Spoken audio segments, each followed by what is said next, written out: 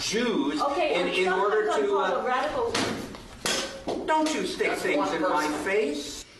A pro-Israeli advocate knocked a camera out of the hands of Allison Weir, president of the Council for the National Interest Foundation. The group just finished their press conference on what they call unjustifiable U.S. aid to Israel.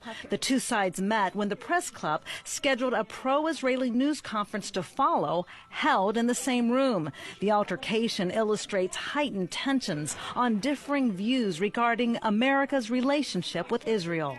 The Council for the National Interest Foundation wants Americans to know how much of their tax dollars are going to Israel. $3 trillion. That's including a massive amount of direct money to Israel, then a lot of hidden costs. CNIF alleges Israel receives so much aid and special treatment because the U.S. Congress is controlled by AIPAC, America's pro-Israeli lobby. Executive Director Philip Girardi says Israel spends a lot of money on U.S. elections. There are many Israeli PACs, and they do give a lot of money very selectively to congressmen that they want to support.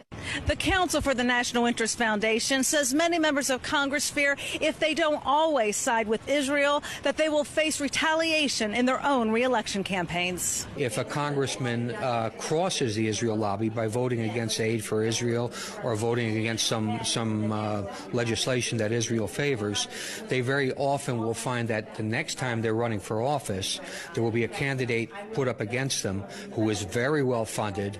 Giraldi is a former CIA counterterrorism expert. He questions why America gives aid to Israel when Israel conducts more espionage for profit against the U.S. than any other U.S.-friendly country.